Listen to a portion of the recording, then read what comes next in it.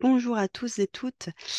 Il est 35. Nous allons pouvoir commencer ce webinaire sur Erasmus+.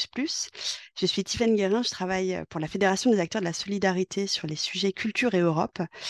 Et on a souhaité vous présenter davantage le programme Erasmus+, parce qu'on pense que c'est une vraie opportunité pour les adhérents de la FAS et plus généralement pour les acteurs de la solidarité, les personnes qui œuvrent dans le champ de l'accueil, de l'accompagnement, de l'insertion des personnes en situation de précarité. On pense qu'il y a vraiment des opportunités qui peuvent être intéressantes pour vous, vos structures, vos équipes salariées, vos équipes bénévoles, mais aussi pour les personnes que vous accompagnez. Donc, c'est la deuxième fois qu'on organise ce webinaire. Sachez qu'il est enregistré, donc il y aura une rediffusion qui vous sera envoyée à l'issue de la représentation, que vous pourrez partager à vos collègues. Le PowerPoint sera aussi diffusable. Et petite règle de bienséance, on est en format webinaire, donc pour poser les questions, c'est via chat. Si vous souhaitez la poser à l'oral, dans ce cas, il faut lever la main afin que notre responsable événementiel puisse vous donner la parole. Euh, et je vais couper ma caméra pour laisser Israël et Estelle, nos partenaires d'Erasmus+, vous faire cette présentation. Et je resterai disponible pour des questions en fin de webinaire. Merci à tous. Bon webinaire. Merci Tiffaine. Bonjour à toutes et à tous. Donc merci beaucoup de vous être rendu disponible pour cette session d'information sur le programme Erasmus+. Merci Tiffaine et à la Fédération des acteurs de la solidarité de nous donner un peu de voix pour vous présenter ce programme. Donc je suis Estelle Duprat, je travaille à l'agence Erasmus+ France Éducation Formation. Je suis ingénieure de promotion et d'animation du programme plus spécifiquement en charge du secteur de l'éducation des adultes. Donc, vous allez savoir un petit peu ce que ça veut dire en suivant ce webinaire. À la fin du webinaire, normalement, vous serez incollable. Et je ne suis pas seule à la manœuvre. Je suis accompagnée aussi par Israël. Bonjour Israël. Bonjour Estelle et bonjour à toutes et à tous. Et donc Israël Mendes est également ingénieur des promotions et d'animation et du programme Erasmus+ pour les secteurs éducation des adultes. Merci. Alors, l'agence, on va vous présenter peut-être ce que c'est que cette agence. L'agence Erasmus+ France, donc éducation formation, a pour mission au niveau national la promotion, la gestion du volet éducation et formation du programme européen Erasmus+, alors sur des budgets qui lui sont délégués par la Commission européenne. Alors pourquoi on insiste sur éducation et formation? Bien parce qu'il y a deux agences Erasmus+ en France. Vous connaissez peut-être nos collègues de Paris qui travaillent pour l'agence Erasmus+ France, Jeunesse et Sport. Nous sommes à Bordeaux avec Israël, voilà, et donc on travaille pour le volet éducation et formation d'Erasmus+. Et encore une fois, si je vous parle un peu chinois pour le moment, ça n'est pas grave. À la fin du webinaire, vous serez incollable sur cette différence éducation, formation et jeunesse et sport. Donc l'agence de Bordeaux, Éducation Formation, c'est un groupement d'intérêt public. On est sous la tutelle de trois ministères, donc Éducation nationale jeunesse, enseignement supérieur et recherche, travail et du plein emploi et insertion. Nous avons un budget de fonctionnement. Alors, non, alors c'est un budget d'intervention, pas de fonctionnement, je vous rassure. On n'a pas 316 millions d'euros pour fonctionner, pas du tout.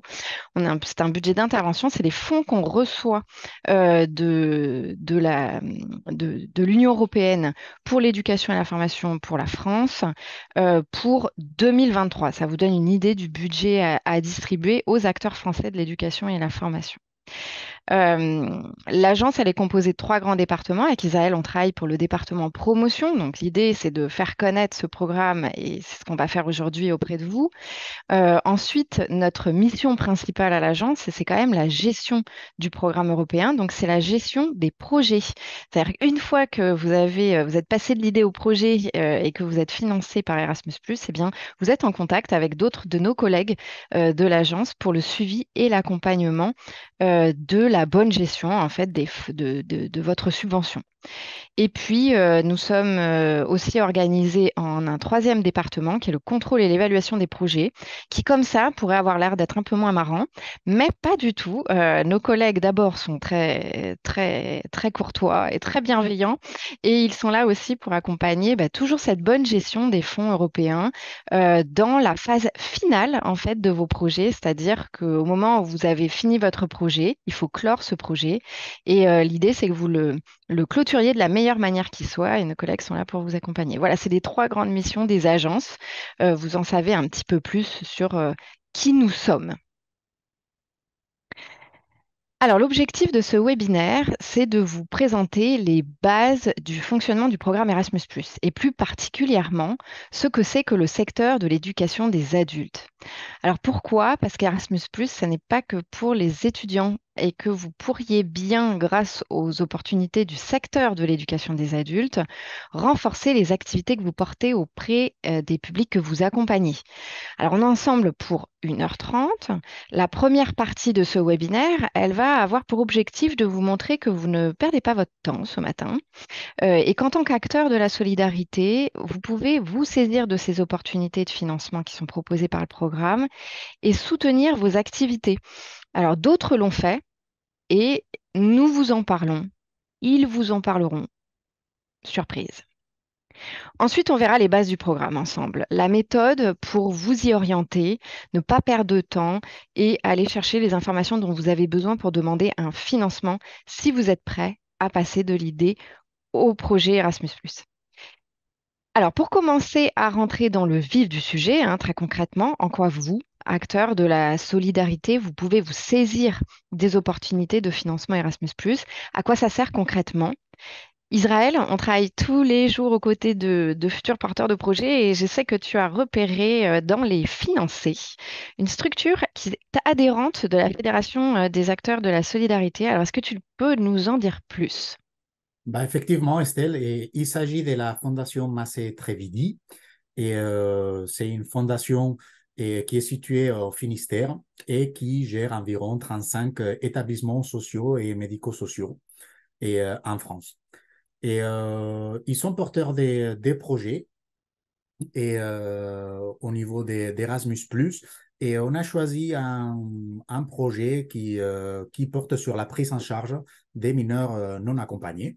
Et c'est un projet de mobilité avec un petit budget, on peut dire, de 9 642 euros. Et qui, voilà, il va se finir là, c'est à la fin du mois, de novembre. Donc, il s'agit d'un projet de mobilité qui a été fait pour observer des pratiques en Espagne, dans une autre fondation qui s'appelle Antonio Moreno. Et ces projets, en fait, se basent sur trois objectifs. Donc, le premier objectif est les salariés de la Fondation Massetrividi vont chercher par les biais de l'observation des pratiques qui sont menées par les travailleurs sociaux et les psychologues espagnols. Et cette observation leur a permis de mobiliser des nouveaux outils et d'être plus performants dans l'accueil des mineurs non accompagnés. Le deuxième objectif, c'est que la Fondation a cherché à croiser des expériences dans la prise en charge des séminaires, et notamment dans les parcours d'accompagnement et l'installation durable après la majorité et leur intégration. Donc, c'est lié à l'objectif numéro 3, et puisque les acteurs sociaux interviennent dans le domaine de l'accompagnement des mineurs, en lien avec les autorités publiques pour voir quel est leur rôle justement dans ce type d'accompagnement de ces publics-là. Donc, c'est vrai qu'il s'agit d'une niche, la question des mineurs non accompagnés, mais ce qu'on veut ici, c'est justement expliquer qu'il y a la possibilité notamment d'aller voir en Europe ce qui se passe dans des structures qui mènent des activités comme celles que vous menez. Donc, on parle ici des mineurs non accompagnés, mais sachez que vous pouvez faire la même chose, d'aller observer dans des structures en Europe et des structures homologues. Donc, ça, c'est une première témoignage, on peut dire, de cet exemple des projets. Mais nous avons ici un deuxième témoignage. Donc, nous avons Loïc Mutusami qui vient de l'Association de gestion des fonds européens. Et bonjour Loïc, est-ce que tu peux te présenter et notamment nous dire pourquoi l'association s'est tournée vers Erasmus et nous parler aussi un petit peu de votre projet. Oui, alors bonjour, moi je suis Loïc Moutoussamy, je suis responsable de gestion à l'AGFE 91, donc Association de gestion des fonds européens de l'Essonne. Depuis 2021, donc on est engagé dans Erasmus. Donc on s'est engagé, c'était un petit peu au sortir du Covid. Initialement, on avait monté un projet de courte durée pour justement accompagner les personnes qui étaient peut-être un petit peu enclavées du au Covid. On a constaté que beaucoup de personnes, c'est une mobilité de groupe pour leur permettre de ressortir et de s'ouvrir un petit peu. Donc la GFE 91, pour présenter rapidement, c'est une association qui a été créée initialement pour la gestion du Fonds social européen. Donc nous, on était déjà un petit peu dans cette culture des fonds européens. Et c'est une association qui regroupe donc le conseil départemental de l'Essonne et les plis du territoire essonnien. Donc les plis, ce sont les associations qui portent les dispositifs plan local de l'insertion et de l'emploi et qui ont donc vocation à accompagner des adultes sur l'accompagnement socio-professionnel. Donc lever les freins sociaux pour, in fine, leur permettre de retrouver un emploi ou de changer d'emploi aussi dans certains cas. Du coup, ce qui nous a motivés donc, à aller vers Erasmus, c'est vraiment en premier lieu ce projet de remobilisation, on peut l'appeler comme ça, au sortir du Covid. Donc, on a commencé par courte durée. Et ensuite, on est allé sur l'accréditation. Donc, c'est une deuxième demande qui permet d'être labellisé, si je puis dire, sur plusieurs années et de ne pas avoir à faire chaque année une demande de financement qui pourrait être assez lourde.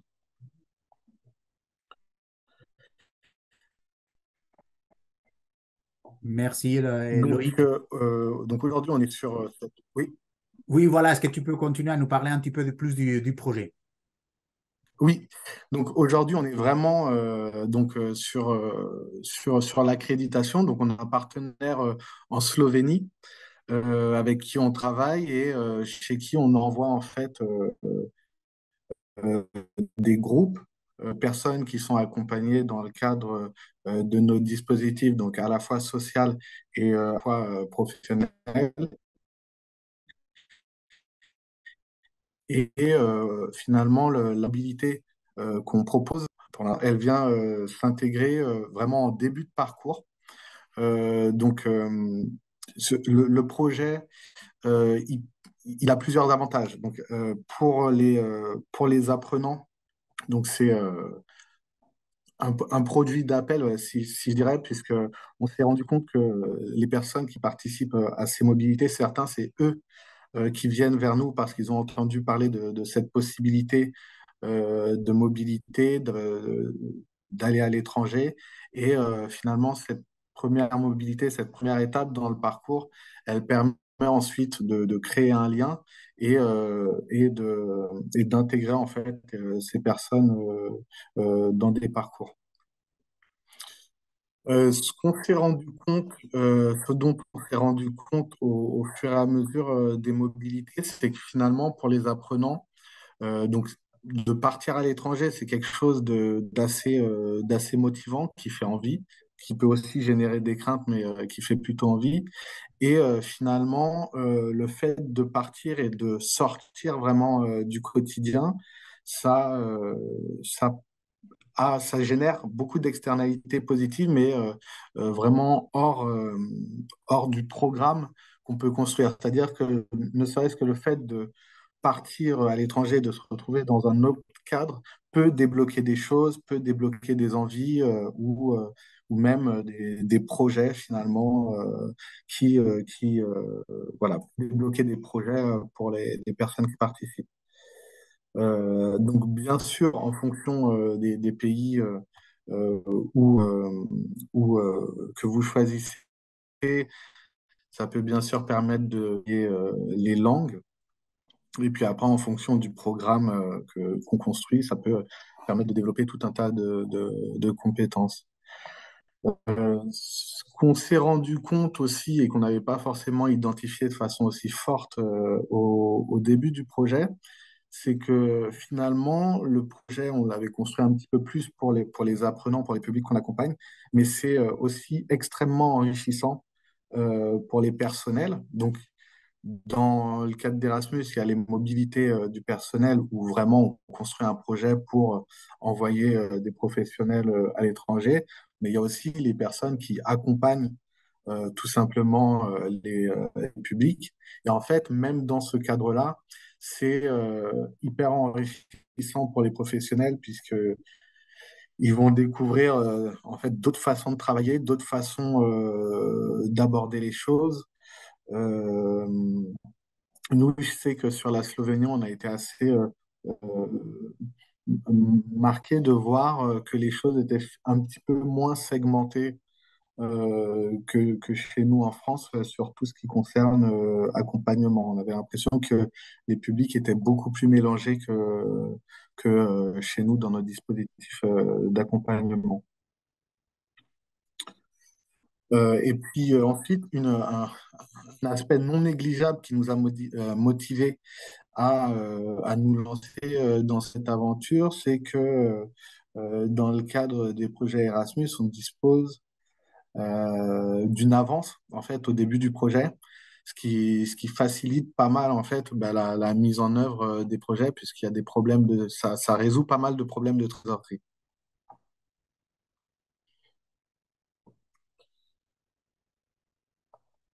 Donc voilà un petit peu ce que je peux dire sur notre projet. Ben, merci beaucoup, Loïc. De rien.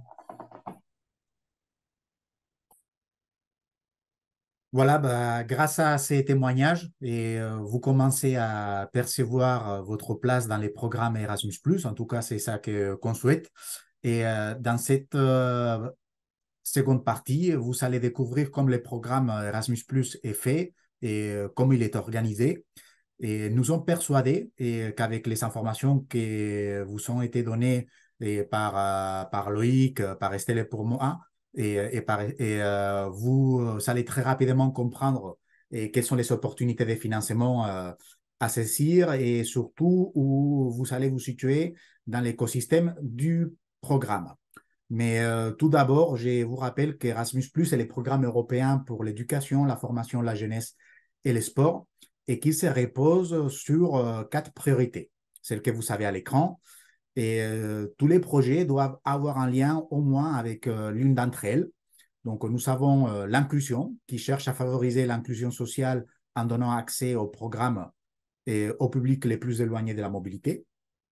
Et nous avons la participation à la vie démocratique, donc qui promue la participation active à la vie démocratique à travers une citoyenneté active et attachée aux valeurs d'une société ouverte et démocratique. Et vous savez, la protection de l'environnement, et qui encourage les participants à des pratiques respectueuses de l'environnement. Et enfin, la transformation numérique et qui permet l'acquisition des compétences numériques pour les participants et au projet.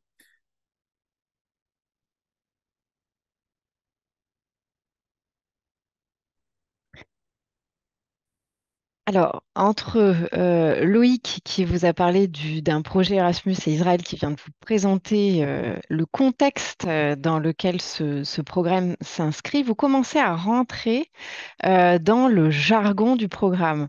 On vous parle d'apprenants et vous êtes en train de vous dire, mais moi, j'ai pas d'apprenants dans ma structure. c'est normal et vous avez raison. Parce que pour rentrer dans ce programme Erasmus+, il va falloir effectuer un petit système de traduction, c'est-à-dire partir de votre situation, de votre organisation, de ce qu'elle fait, de la place qu'elle a, des publics que vous accompagnez, de qui vous êtes en tant que professionnel. Est-ce que vous êtes professionnel ou bénévole, salarié, bénévole ou... Et donc, en fait, tout ce travail-là de traduction va vous permettre petit à petit de rentrer tranquillement dans le fonctionnement du programme Erasmus+. Vous avez à l'écran l'architecture du programme. La première étape, alors elle est assez simple comme ça, hein, voilà, c'est le programme Erasmus+. Vous avez vraiment à l'écran le programme Erasmus+.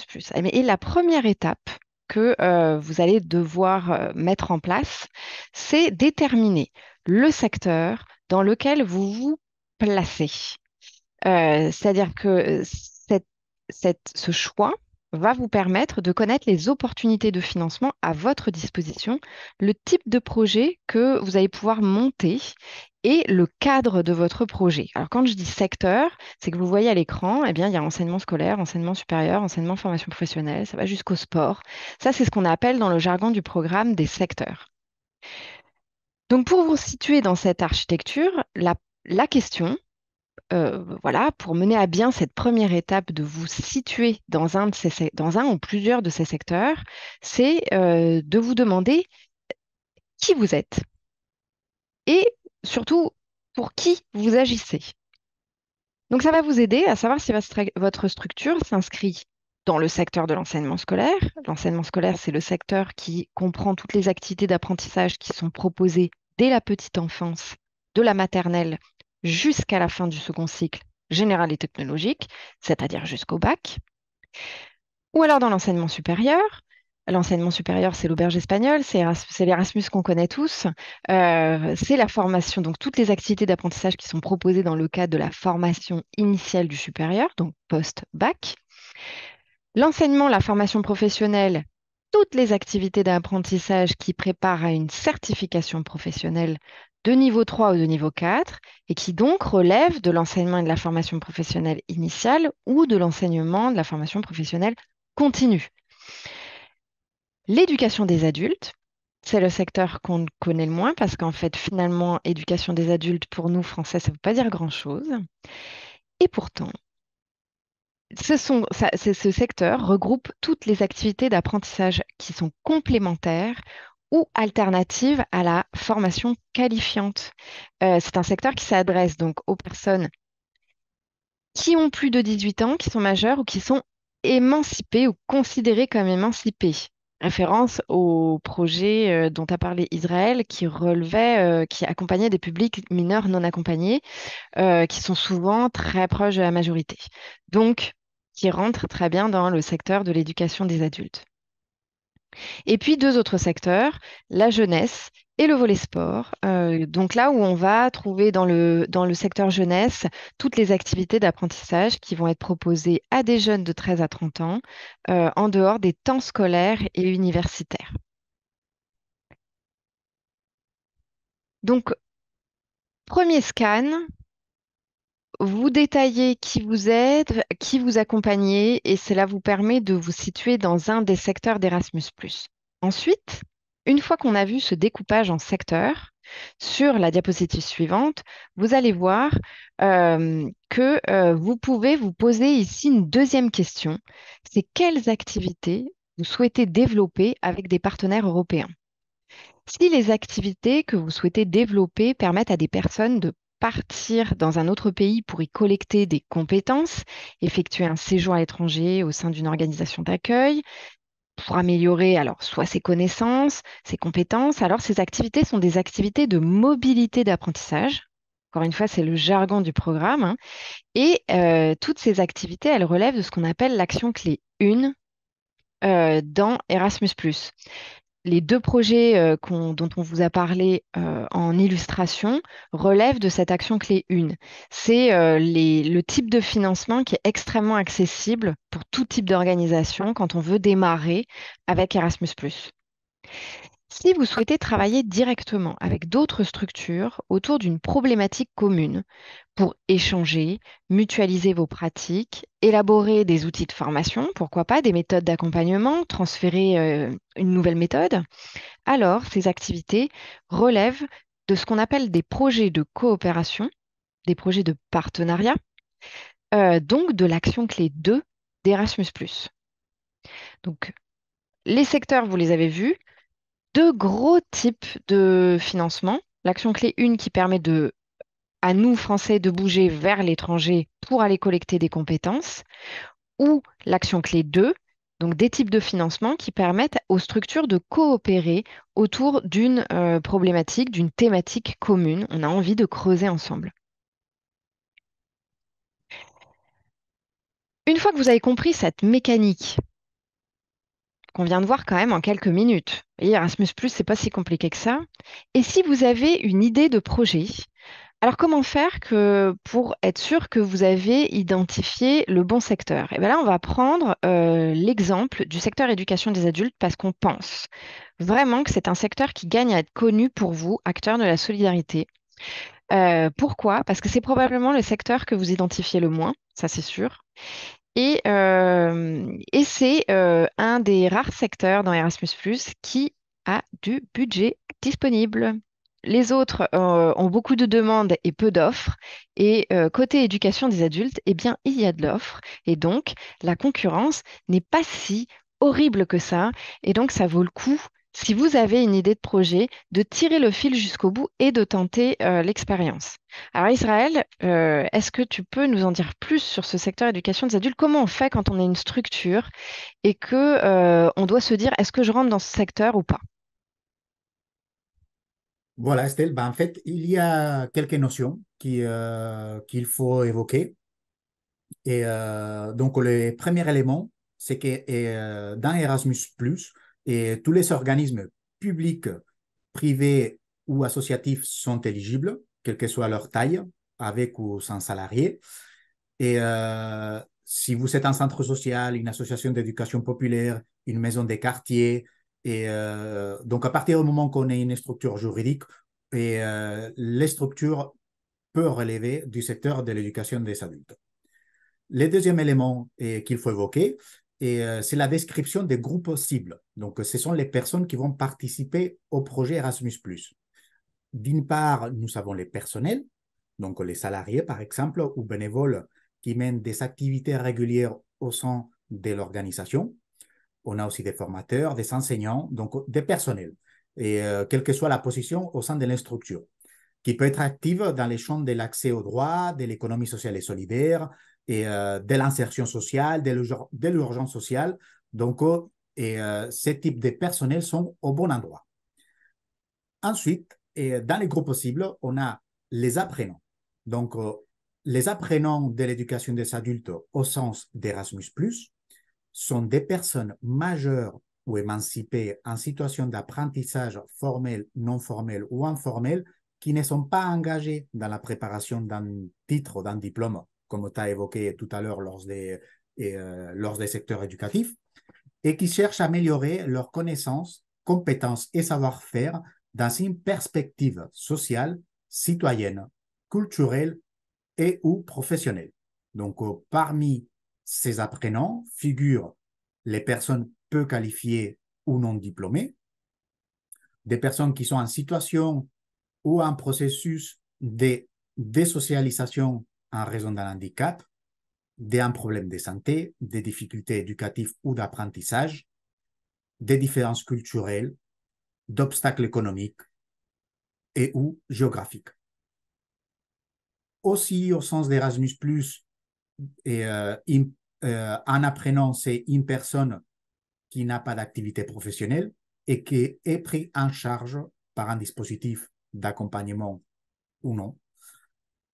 Et aussi des personnes qui sont inscrites dans les établissements relevant du secteur médico-social et du secteur adapté pour les adultes. La troisième notion, et qu'à mon sens, c'est la plus importante parce que c'est celle qui va donner la circonscription au niveau du secteur éducation des adultes, c'est les utilisateurs finaux. Donc, les utilisateurs finaux, ce sont les personnes qui vont bénéficier des effets ou des impacts du projet. Elles peuvent être elles-mêmes formatrices, personnes en réinsertion bénévole, d'associations, des citoyens d'une commune, et des parents, des psychologues, des animateurs et des apprenants. Donc, c'est les utilisateurs finaux, ce qui va vraiment nous dire dans quel bon secteur on va se situer. Donc, on peut prendre un exemple. Dans un centre social, l'apprenant et l'adulte ou les jeunes qui poussent la porte du centre social pour participer aux activités. Le personnel sera l'équipe du centre social et les utilisateurs finaux. Et donc, ceux qui vont être impactés par les projets, ce sont les habitants du quartier. Donc, voilà ici les focus du secteur de l'éducation des adultes au sein des structures et de l'organigramme d'Erasmus+.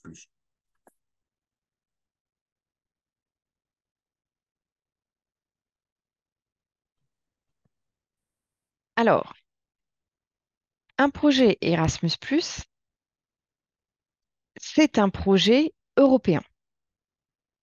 Donc, ça signifie que vous allez travailler avec une ou plusieurs organisations à l'étranger.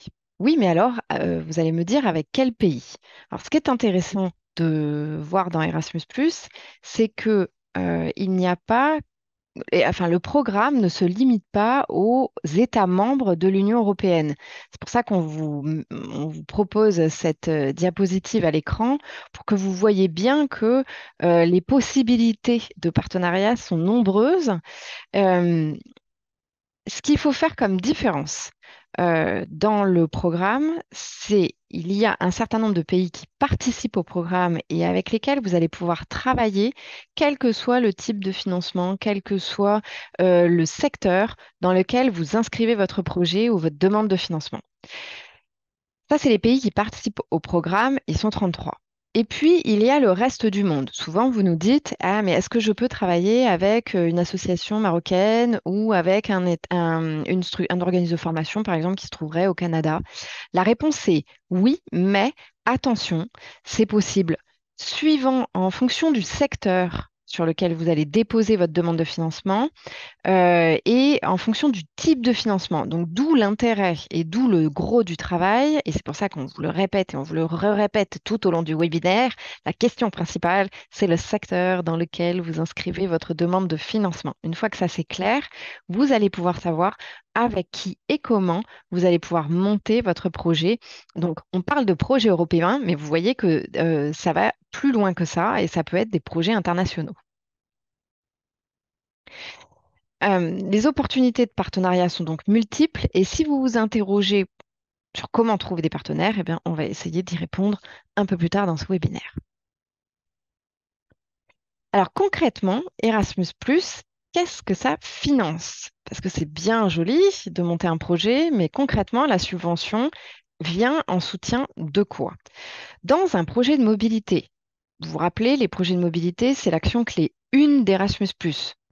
Dans un projet de mobilité, vous allez trouver plusieurs postes budgétaires avec évidemment un appui financier pour le voyage, le séjour des participants aux mobilités. On peut aussi financer des visites préparatoires, c'est-à-dire que l'organisation qui va vouloir mettre en place des mobilités pour ses participants pour qu'elle soit sûre des organisations d'accueil, eh bien, la subvention peut être utilisée pour aller à la rencontre des organismes d'accueil, des organisations d'accueil, et préparer les parcours pédagogiques aussi, hein, les parcours d'accompagnement des personnes, des participants français qui vont partir et qui seront reçus. Donc ça s'appelle les visites préparatoires. Euh, la subvention, elle participe aussi si par exemple vos formateurs, vos éducateurs, les personnels des structures, hein, qu'elles soient salariés ou bénévoles, partent pour suivre un cours ou une formation ailleurs en Europe, eh bien la subvention va venir en soutien du prix à payer pour ces formations. On soutient aussi l'inclusion. C'est-à-dire, qu'est-ce que ça veut dire? C'est un jargon programme aussi. Donc, c'est la prise en charge de coûts qui seraient liés à des participants ayant moins d'opportunités d'éducation et de formation, donc qui vont se trouver peut-être en zone rurale ou qui vont pas pouvoir soutenir financièrement une mobilité, ou bien une personne en situation de handicap aussi qui aurait besoin de partir avec un accompagnateur en mobilité. Eh bien là, le forfait, il y a des forfaits inclusion voilà, qui viennent en soutien de la subvention de base qui serait octroyée à votre organisation. Et puis, évidemment, il y a une contribution à l'organisation du projet, donc ce qu'on appelle un soutien organisationnel dans le jargon du programme. En fait, c'est un forfait en fonction du nombre de participants, de participants que vous allez envoyer en mobilité. Eh bien, vous allez recevoir des forfaits de gestion de projet, en fait, hein, qui permettent de soutenir la gestion du projet et qui sont directement versés à votre organisation. Donc ça, c'est pour mettre en place, quand vous mettez en place un projet de mobilité, c'est en gros la façon dont la subvention est organisée, les différents postes budgétaires qui sont soutenables par la subvention Erasmus+. Lorsque vous montez un projet de coopération, donc un projet de partenariat, qui lui va se situer dans l'action clé 2 d'Erasmus+, alors là, c'est assez simple, c'est-à-dire que vous vous mettez au travail avec votre ou vos partenaires européens, euh, vous travaillez les activités que vous voulez mettre en œuvre et la durée de votre projet, et vous préparez un budget prévisionnel. Et là, vous allez vous situer, c'est-à-dire ce montant de budget prévisionnel, eh bien, va vous permettre de demander à Erasmus+, un forfait. Donc, il y a deux types de forfaits pour des petits projets d'échange de pratiques, c'est 30 000 ou 60 000 euros.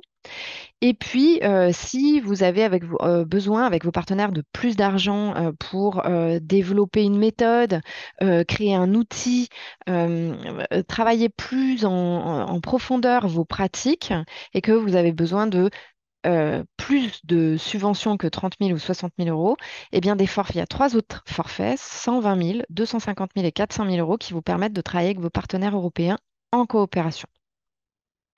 Voilà, c'est les grands types de financement qui sont accessibles dans le programme Erasmus+. Bon, et maintenant que vous êtes tous convaincus de vous lancer dans le programme Erasmus+, dans cette diapositive, on va vous expliquer de manière générale quelles sont les étapes pour déposer une candidature à financement Erasmus+. Donc, tout d'abord, il y a un appel à proposition qui nous est donné par les guides du programme.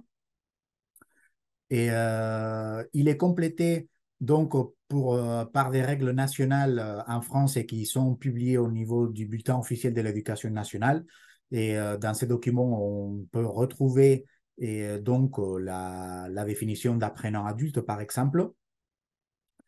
Et donc, on va choisir un type de financement, comme a dit Estelle, soit un financement dans la mobilité ou dans la coopération. Et il faut être très attentif aux dates qui sont données par le guide, parce que deux mêmes financements peuvent avoir une même date limite de dépôt.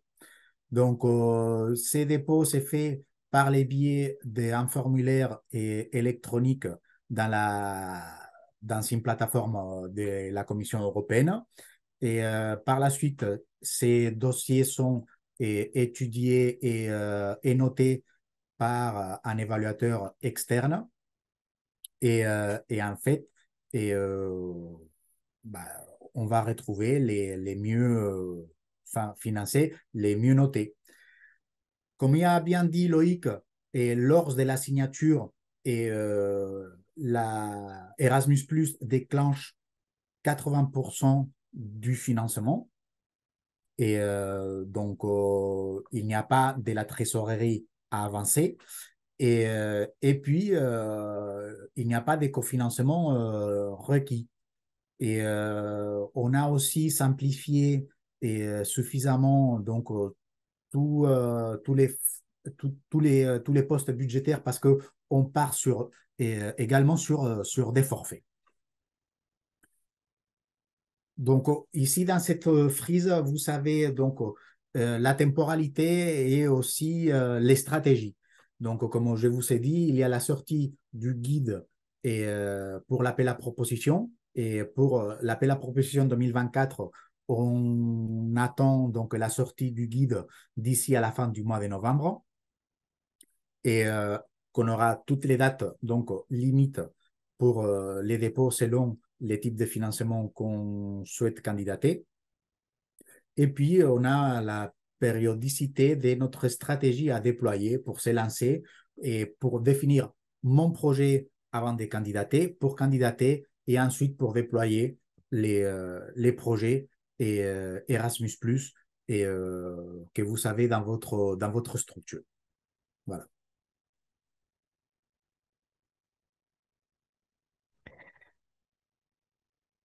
Alors, un petit coup de projecteur sur un outil qui pourrait bien vous servir. Alors, j'ai vu que dans le chat, on avait répondu à une question de l'un d'entre vous qui demandait s'il y avait des endroits où on pouvait trouver d'autres exemples de projets financés.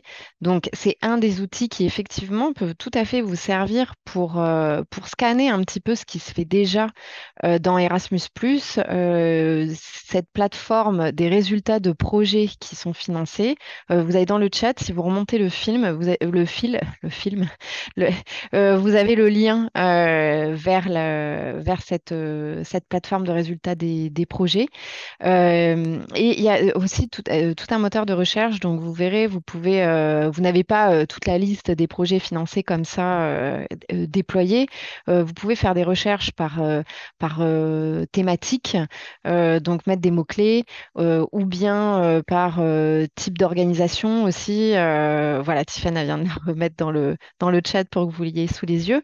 Et il y a un deuxième outil qui est intéressant pour vous, c'est cette plateforme EPAL. Alors, EPAL, c'est la plateforme européenne pour les professionnels autour de la qui travaillent autour de la formation des adultes. Mais en fait, c'est plus large que ça, parce qu'on a tendance à se dire, nous, Français, formation des adultes, ça va être la formation professionnelle continue, beaucoup. Eh bien, non. Vous l'avez vu dans Erasmus+, il y a aussi tout le secteur de l'éducation générale et populaire.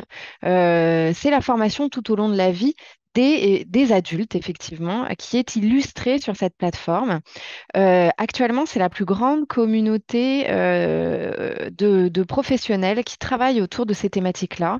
Et c'est 128 000 professionnels européens qui se retrouvent sur cette plateforme. C'est près de 6 000 Français dans 23 langues. Et c'est des personnes qui sont issues de 35 pays. Et il y a zéro publicité, tant que je suis sur les chiffres. Pourquoi? Parce que cette plateforme, eh bien, elle est gratuite. Vous pouvez y accéder. Alors, il faut vous inscrire, mais vous pouvez la consulter gratuitement sans avoir besoin de vous loguer. Mais si vous voulez aller un petit peu plus loin dans l'exploration de la plateforme, effectivement, il vous faudra demander donc un accès. Cet accès est gratuit. Derrière, vous n'êtes pas embêté par des relances. euh, d'une manière ou d'une autre. Donc c'est vraiment votre choix d'aller circuler sur cet outil.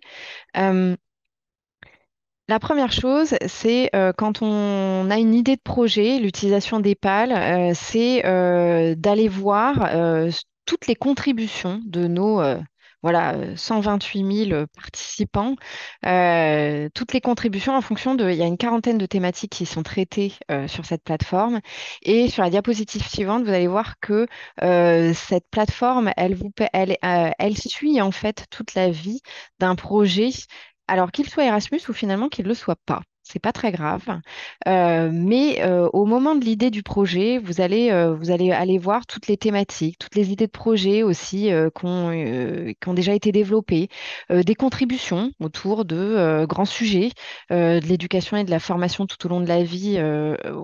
Donc, s'inspirer de pratiques en Europe, c'est vraiment finalement l'étape numéro un que cette plateforme va vous proposer. Puis en numéro 2, eh bien, c'est c'est la recherche de partenaires. Il y a un module de recherche de partenaires. Souvent, vous nous dites, c'est compliqué, je ne sais pas vers qui me tourner.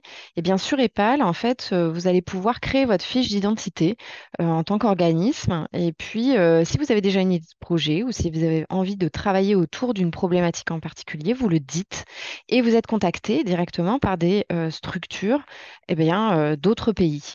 Vous pouvez faire l'inverse, c'est-à-dire que vous allez voir des fiches d'identité de structures qui recherchent des partenaires et vous pouvez très bien prendre contact avec elles directement. Sur cette plateforme existe aussi un espace dédié pour vous, vos partenaires. Et donc ça peut être intéressant une fois que vous êtes lancé, que vous avez besoin d'un espace virtuel où vous retrouvez ou mettre vos ressources. Bien, ma foi, c'est déjà créé, ça existe déjà et c'est tout fait. Donc c'est un gain de temps. Et puis, en dernière partie de projet, eh bien, il y a toujours la question de comment je fais savoir, comment je fais connaître mes résultats de projet, mes initiatives, mes recherches, mes questionnements. Eh bien, vous avez la possibilité de poster des articles directement sur la plateforme. Alors, tout cela est modéré, hein, mais vous verrez, allez explorer, vous verrez des événements. Vous pouvez poster aussi si vous organisez un événement voilà, dans votre structure ou sur votre territoire. N'hésitez pas aussi à poster votre événement sur la plateforme. Ça peut intéresser d'autres structures voilà, qui viendraient vous voir. Donc, un outil assez puissant, EPAL, pour mettre en place son initiative, commencer à y réfléchir, mettre en place son initiative, et puis une fois qu'on est lancé, ben, ma foi, faire savoir, diffuser, valoriser son projet Erasmus+.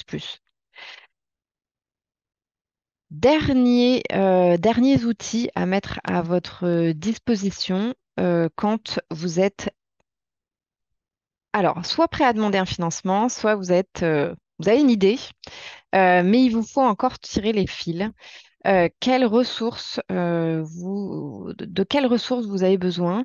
Israël vous l'a dit, le guide du programme sort voilà, d'ici la fin du mois.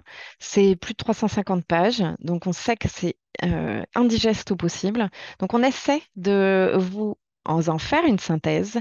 Et donc votre Bible, si vous avez envie, vous avez envie de creuser ce fil, de tirer ce fil Erasmus+, c'est mon projet Erasmus+. C'est le dernier encadré sur la diapositive. Maintenant que vous avez compris l'architecture du programme, euh, cliquez directement sur mon projet Erasmus+, vous allez vous orienter et vous irez directement vers les informations dont vous avez besoin. Ensuite, si vous avez besoin d'être accompagné, il ne faut pas hésiter à prendre contact avec l'agence. N'ayez pas peur, nous sommes là pour vous accompagner. N'ayez pas peur vraiment de prendre contact directement avec nous, avec Israël. On sera ravis de vous accompagner et de vous aider à passer de votre idée au projet Erasmus. Alors pour cela, en fait, il y a deux types d'accompagnement. L'agence vous propose deux types d'accompagnement. Un accompagnement qui est général sur tous les secteurs, qui s'appelle Prêt pour Erasmus+. Et plus spécifiquement sur éducation des adultes, on vous propose un parcours pour vous aider à passer le plus tranquillement possible de votre idée de projet au formulaire de candidature et à la demande de financement. On vous aide à transformer l'essai. Israël, tu veux dire un mot du parcours? Oui, effectivement. Donc, nous, dans les secteurs éducation des adultes, avons un parcours spécifique et qui est entamé par le visionnage d'un webinaire et de 3 vidéos et dans lesquelles vont nous expliquer comment déposer un projet Erasmus+, et nous donner des outils. Ensuite, dans un deuxième temps, tous les mois, et c'était les mois, donc, on organise une session de questions-réponses dans lesquelles on s'est réunis en petit comité avec des personnes qui représentent des structures comme la vôtre et pour échanger et poser des questions et que nous, on puisse répondre. Et à la fin, ces parcours d'accompagnement et c'est fini avec un atelier.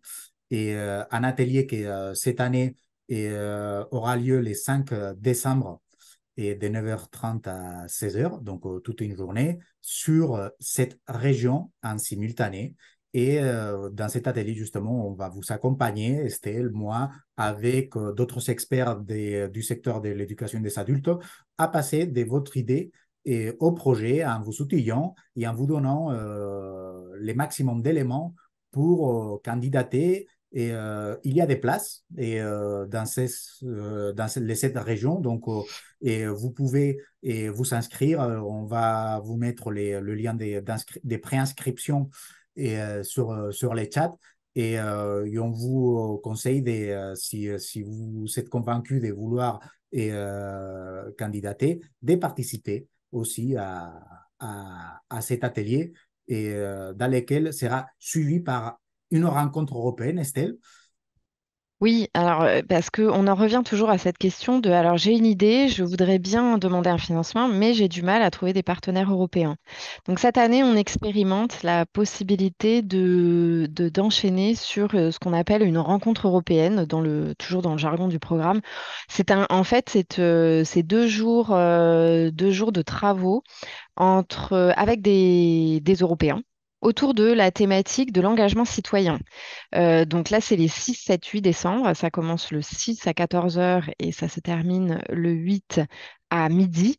L'idée, c'est de réunir voilà, cinquantaine d'organisations issues donc de France et d'Europe pour travailler autour de l'engagement citoyen et de la possibilité de mettre en place un projet de mobilité pour ce qu'on appelle, alors vous vous souvenez, des apprenants.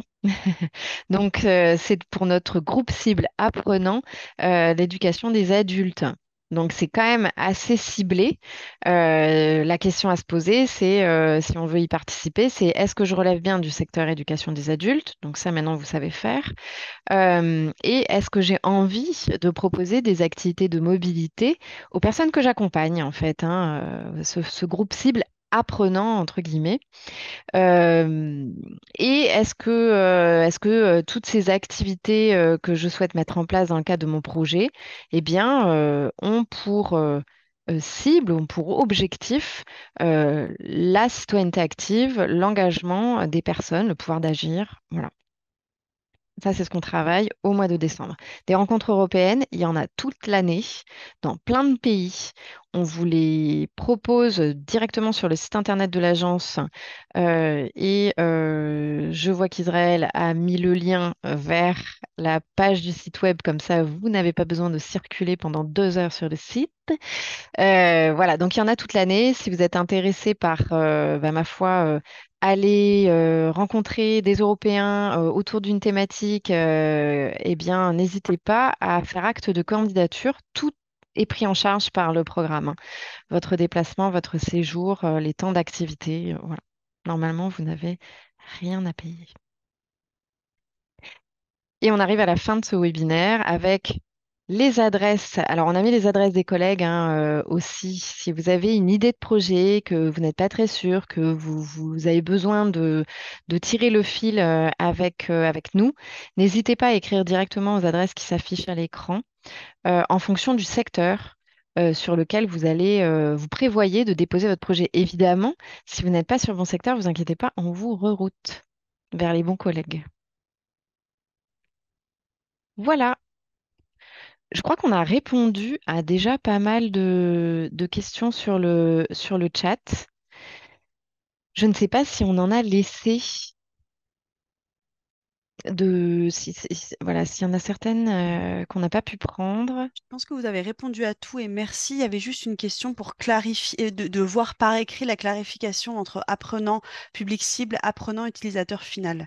Je crois qu'il y a juste ça qui n'a pas été répondu. On va mettre Tiffen, je ne sais pas si on met à disposition Oui. la présentation. Donc, en fait, dans la partie des commentaires, vous aurez ces clarifications. Et alors, surtout, en fait, il y a un document qui est officiel, là. C'est le bulletin officiel de l'éducation nationale. C'est pas du tout un réflexe hein, pour les acteurs de l'éducation des adultes d'aller voir ce bulletin officiel, franchement, cette circulaire. Mais vous l'avez compris, hein, on est sous tutelle du ministère de l'Éducation nationale. Donc, voilà, l'éligibilité des publics est accessible dans ce document officiel et vous pouvez cliquer dessus quand vous êtes sur Mon projet Erasmus+. Donc, vous allez sur Mon projet Erasmus+. Si vous imaginez que vous allez déposer votre demande de financement sur le secteur éducation des adultes, vous irez sur les fiches éducation des adultes et tout en haut à droite, on vous donne les documents ressources indispensables. Et vous cliquerez et vous irez directement sur cette circulaire Erasmus+ du bulletin officiel de l'Éducation nationale qui vous récapitule les publics éligibles. Et puis nous, on est là pour clarifier. Parce que souvent, en fait, vous avez quand même... On a besoin de travailler ensemble pour traduire. Vous l'avez fait au fur et à mesure dans le chat. Est-ce que les publics sous main de justice relèvent du secteur des adultes? La réponse est oui, mais attention, ça dépend ce que vous voulez leur faire faire. Si vous voulez les préparer à une certification professionnelle tant qu'elles sont incarcérées, mais qu'elles passent leur certification dans ces cas-là, attention, on relève plutôt de l'enseignement et de la formation professionnelle.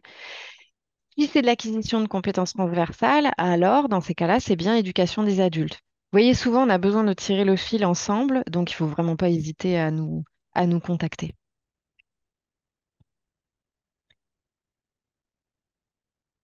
Alors, je vois qu'il y a des... Alors, il y a des réactions sur le chat. Attends, j'arrive plus à défiler.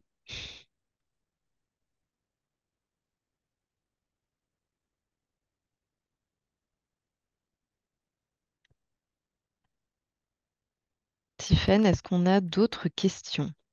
Je ne vois pas, moi j'allais compléter, il vient d'avoir une question sur les directeurs qui, s'ils sont concernés. La réponse d'Israël est bien évidemment, ils sont à la fois décideurs, mais ils peuvent aussi participer au projet. Et juste pour vous dire qu'en ce moment, on accompagne des structures à Doma dans le territoire Auvergne-Rhône-Alpes qui concernerait d'envoyer 6-7 directeurs à la rencontre voilà, d'autres structures européennes, en Grèce notamment. Voilà. Donc c'est possible. Il y a un exemple concret en cours de réalisation.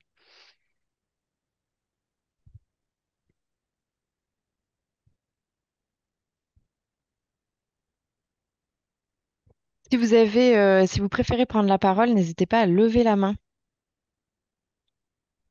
C'est tout à fait possible. Ne soyez pas timide.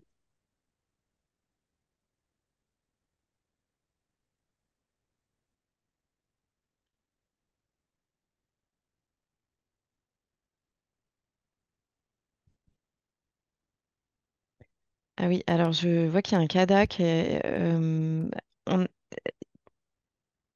il y a des exemples de projets, hein, Tiffaine. Oui, Ça tout y à fait. est. Ouais. Ouais, j'ai répondu dans le chat rapidement, mais en effet, l'année dernière, il y a un projet porté par Altea Cabestan à La Rochelle qui a été validé, qui va démarrer bientôt. C'est un projet où l'équipe allait à la rencontre d'autres dispositifs accueillant des migrants en Belgique. Donc là, il y avait la question aussi sur les pays francophones. Ils ont fait le choix, en effet, de la Belgique pour que tout le personnel de leur équipe puisse aller. Là, le projet était à destination des professionnels.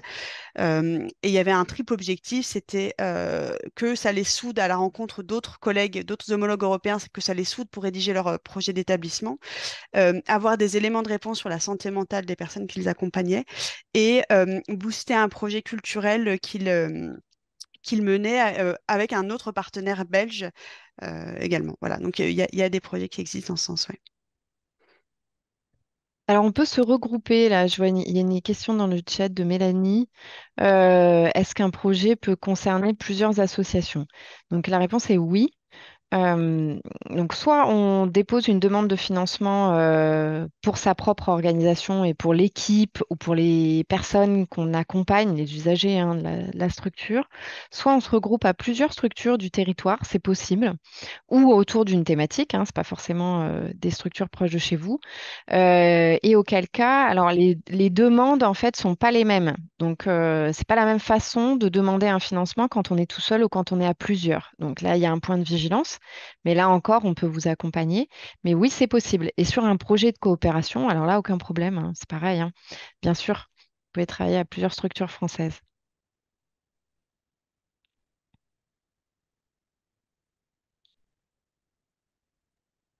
il y a une question sur comment mettre en place ce type de projet à destination des directeurs, chefs de service, équipes sociales. Alors là, je pense que ça dépend aussi de vous, de la manière d'animer vos équipes, mais ça, justement, ça peut être une opportunité pour répondre à un problème identifié ensemble ou apporter enfin, d'amener ça dans une réflexion d'animation d'équipe en voyant un projet de mobilité ou de partenariat comme solution à une de ces problématiques.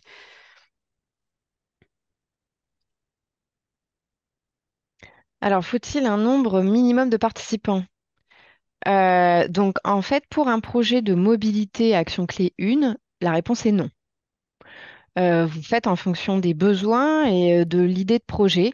Alors, ça, c'est quelque chose qu'on n'a pas dit, mais qui est quand même peut-être intéressant à noter. C'est-à-dire que quand vous allez monter votre projet Erasmus, vous ne répondez pas à une commande publique. On est bien sur un appel à projet, un appel à proposition, donc qui part de votre idée et des besoins de votre structure ou des organisations avec lesquelles vous travaillez.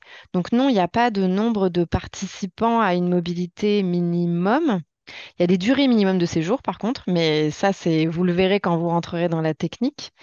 Sur les partenariats, sur les projets de coopération, il faut être deux minimum. Pour que ce soit un projet Erasmus, vous vous souvenez, il faut que ce soit un projet européen. Donc, si on est tout seul, bah, ce n'est pas un projet européen. Donc, il faut être deux minimum.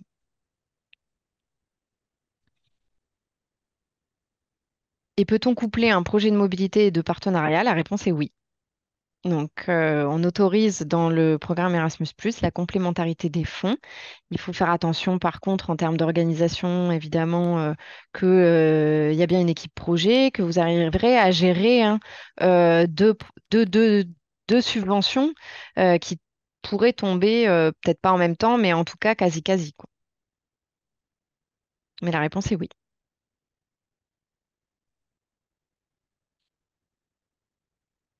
Sur la question, est-ce que la FAS pourrait nous partager les adhérents qui ont déjà bénéficié du programme? J'ai donné dans le chat quelques exemples. J'ai malheureusement pas connaissance de tout ce qui existe, mais justement, le travail qu'on fait avec Estelle et Israël et l'agence, c'est de se dire les projets qui concernent le secteur du champ social, que les structures soient adhérentes ou non de la FAS, et justement de pouvoir les connaître pour partager les bonnes pratiques. Donc, je vous ai mis la Fondation Massé Trévidi qui a été citée en exemple, l'accueil de jour de la Mie de Pain, le CADA Altea à Cabestan à La Rochelle. Des structures Equalis en Île-de-France pour un projet autour du logement d'abord en Finlande, des structures Adoma autour de la migration, euh, et j'en oublie, et Cité Cité Caritas en a fait Caritas. aussi. Et il y en a d'autres, et je ne les ai pas tous en tête là maintenant. Alors, une remarque sur la lourdeur administrative, la gestion de la subvention. Donc, bah, peut-être Loïc, je ne sais pas si tu es encore là. Je ne sais pas s'il est encore Oui, avec oui, nous. oui, je Oui, suis là.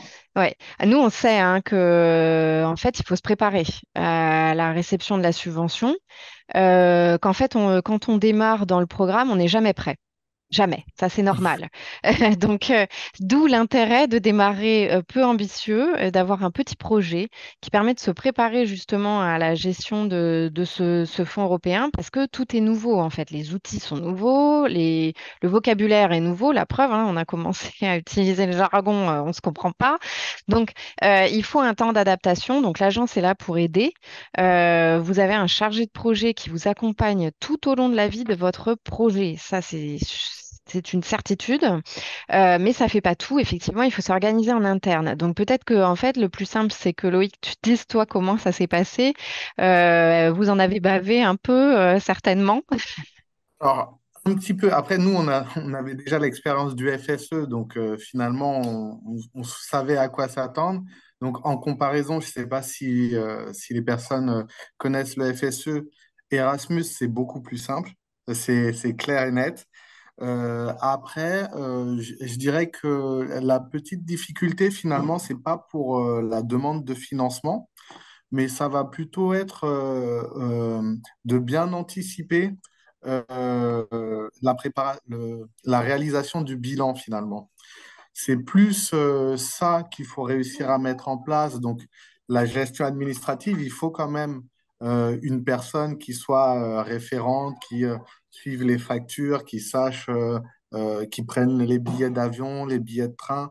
Voilà, c'est toute cette logistique qui prend un peu de temps, mais c'est pas forcément les aspects financiers ou justificatifs qui sont compliqués. C'est vraiment l'organisation qui va prendre du temps parce qu'on fait partir des personnes, il peut y avoir plein d'aléas, il peut se passer plein de choses.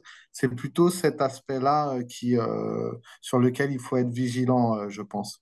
Mais la demande de financement initial, elle est relativement simple. Oui, la préparation du rapport, voilà, oui, il y a quelques petites étapes à mettre en place, donc il faut un petit peu de temps, effectivement, se réserver un peu de temps au fur et à mesure de la vie du projet. Oui.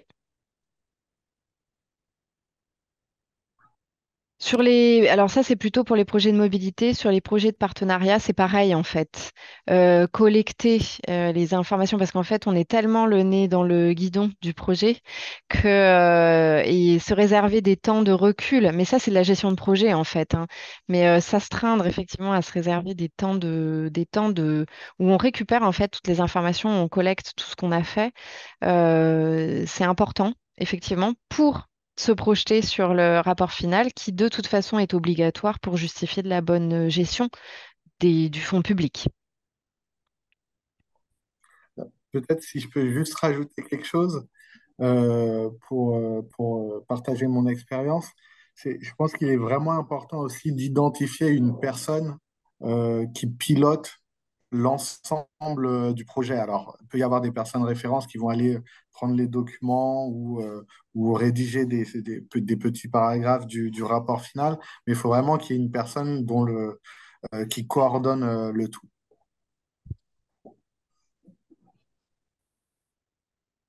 Ben, merci pour cette expérience. Alors, est-ce qu'on a d'autres questions en suspens? Il en reste une assez concrète de Mohamed Satouri. Qui doit-on contacter en premier pour mettre en place, par exemple, un projet d'échange sur les pratiques d'accompagnement des équipes sociales sur les addictions à l'école en CHRS? Sujet très intéressant. La réponse à un appel à projet précis est obligatoire. Moi, j'aurais des éléments de réponse, mais je vous laisse peut-être commencer, Estelle, ou Bon, je commence? ce qu'il serait souhaitable, c'est qu'ils puissent contacter des structures qui mènent les mêmes actions qu'eux. Et en Europe, une structure ou plusieurs, parce que ça ne veut pas dire. Enfin, on peut aller et on peut être accueilli par une structure en Allemagne, mais aussi en Allemagne, en Italie, en Roumanie. Donc, on peut être accueilli sur plusieurs. Il faut qu'ils retrouvent les structures d'accueil, qui se mettent d'accord sur les plannings et sur les contenus et de l'observation. Et puis, en soi, et en principe, c'est ça. Oui, et pour compléter, moi, je peux. Alors, côté Erasmus, vous avez le contact d'Israël et d'Estelle pour justement et vous aurez tous les éléments là du webinaire pour retrouver les liens dont on vous a parlé, là mon projet Erasmus+, etc., avec les sessions de questions-réponses, etc. Pour tout le côté partenaire à trouver, justement, là, comme disait Israël, trouver un partenaire dans un autre pays européen qui a envie de travailler sur ces questions. Il y a plusieurs solutions. Il y a la plateforme EPAL dont on a parlé tout à l'heure qui permet de repérer des partenaires, mais je sers aussi à ça. N'hésitez pas à me contacter. Moi, il m'est arrivé là, plusieurs fois dans l'année de répondre à la demande d'adhérents de la FAS qui voulaient être en lien avec une structure, soit dans un pays précis, soit non, mais qui travaillait sur une problématique. Dans ce cas, moi, j'aide à la recherche de partenaires, c'est-à-dire que je peux mettre en lien avec d'autres réseaux européens pour vous aider à trouver. Mais ça peut aussi passer par des connaissances personnelles que vous avez ou des connaissances qui viennent par vos professionnels ou les personnes accompagnées elles-mêmes. Comment me contacter? Alors, je pense que le mail sera partagé là dans l'article et dans l'envoi du PowerPoint, mais je vais le mettre ici. Promotion, on vous l'a mis là et ce sera dans le PowerPoint et je vais vous mettre le mien côté face. Moi, j'aide sur l'aspect recherche de partenaires identifiés dans le secteur et relecture éventuelle de vos dossiers. Voilà. Mais la vraie compétence, c'est Erasmus+. Donc, l'adresse email promotion éducadulte partagée au-dessus. Et donc là, en fait, si vous avez, ça commence à faire tilt, il y a des idées comme ça là qui commencent à prendre forme. La première étape, nous qu'on vous conseille, c'est de rédiger une fiche mémo de projet. C'est-à-dire de vous projeter directement sur ce que vous avez envie de faire. Parce qu'en fait, c'est ce qu'on va vous demander dans le formulaire de candidature à la demande de financement. C'est ce qu'on travaille d'ailleurs avec vous dans les ateliers en présentiel. Mais c'est ce qu'on, quelque part, on vous fait faire aussi un peu en distanciel toute l'année. C'est remplir, d'abord, compléter, vous mettez en mode projet. De toute façon, vous serez chef de projet. Donc, mettez-vous en mode projet. Ça, vous savez faire normalement.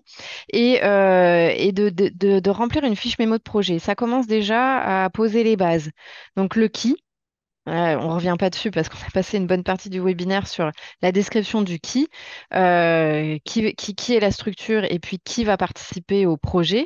Et ensuite, avec qui? Donc les partenaires. Donc là, c'est l'étape voilà, où vous travaillez avec Tiffen ou avec d'autres structures que vous pouvez connaître aussi, hein, sans problème.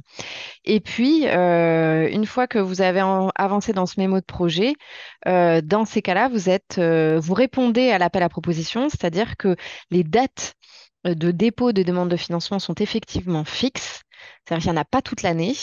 C'est la frise qu'on vous a montrée assez rapidement là euh, à la fin du webinaire. L'appel à proposition 2024 va caler les dates. Vous les retrouverez sur mon projet Erasmus+, ces dates de dépôt de demande de financement. Pour la mobilité, il y en a une. C'est en général en février. Pour les projets de coopération, les partenariats, il y en a deux. Euh, donc c'est mars et octobre, mais pas pour tous les types de financement. C'est pour ça que on commence par la fiche mémo de projet, on tire les fils de son idée de projet et ensuite on rentre dans la machine technique de je dépose ma demande de financement. Qui une fois que vous avez complété une fiche mémo de projet vraiment précisément, alors c'est 10 fois plus simple de rentrer dans le formulaire de candidature qui de toute façon est organisé en mode projet. Comme ça paraît tellement simple. Et je me dis, pour clarifier quelque chose qui n'a peut-être pas besoin d'être clarifié, mais Mohamed demandait la réponse à un appel à projet précis est obligatoire. Alors oui, on répond à un appel à projet, mais qui est celui d'Erasmus+, qui est enfin, c'est tout ce qu'on a dit pendant le webinaire euh, qui a des dates fixes, etc. Mais le contenu du projet, ce que vous voulez apporter, avec qui vous voulez le faire, et ça, c'est extrêmement libre. C'est ça qui est justement à définir dans la fiche mémo et ensuite dans le formulaire de dépôt. Et donc, là, vous nous avez présenté, Estelle et Israël, des sessions de questions-réponses, la journée du 5-12 pour écrire son projet.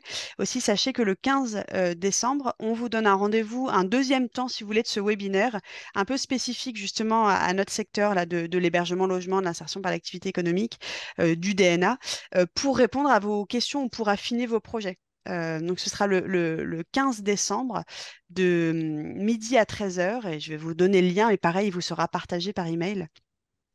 C'est comme un peu une version 2 de ce webinaire pour pousser un peu plus loin les choses. Alors non, vous n'avez pas mis à disposition la fiche mémo, mais si vous la réclamez, on vous donne en fait, on vous donne un exemple de fiche mémo parce que il y a pas de fiche mémo Erasmus+ officielle. Nous, c'est celle qu'on vous transmet parce que c'est celle qu'on utilise, mais vos fiches, la façon dont vous préparez vos projets est très bonne et vous pouvez l'utiliser. Ça marche très bien aussi, hein.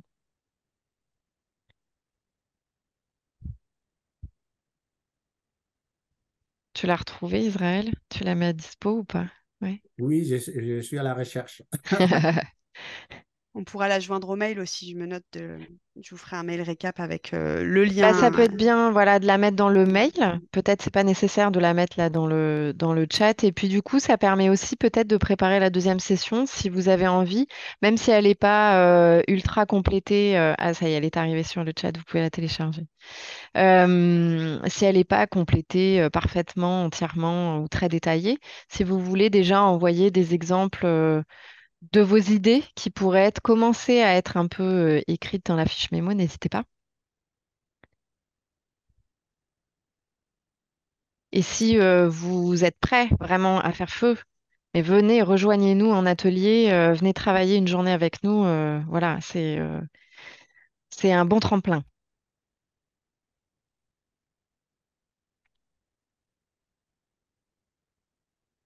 Voilà, là, il y a déjà pas mal de matériel, je crois, hein.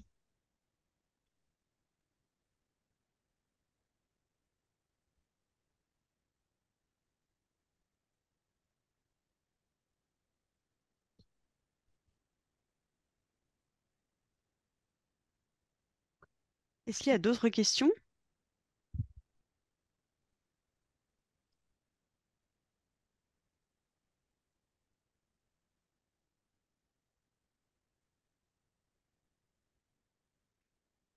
Eh ben non, ça m'a l'air de... Voilà, je pense qu'on a fait le tour. Il y a même des remerciements. Bah, merci. Ben voilà, mais c'est parfait. Vraiment. Eh bien, grand merci à On vous, Estelle finit et dans les temps. Israël, pour votre temps. Je rappelle à tout le monde que du coup, je vous enverrai à tous les inscrits là un mail avec le lien du webinaire, le PowerPoint, la fiche mémo du coup, et puis les différents liens dont on a parlé. Merci d'avoir participé. Avec plaisir. Et puis, bah, écoutez, reste en contact. Et on vous retrouve pour certains d'entre vous en deuxième épisode de ces webinaires. Le 15 Merci décembre. beaucoup. Ouais, avec plaisir. Merci Merci beaucoup. beaucoup. Au revoir. Merci Loïc. Merci Loïc, à bientôt. Merci, à bientôt.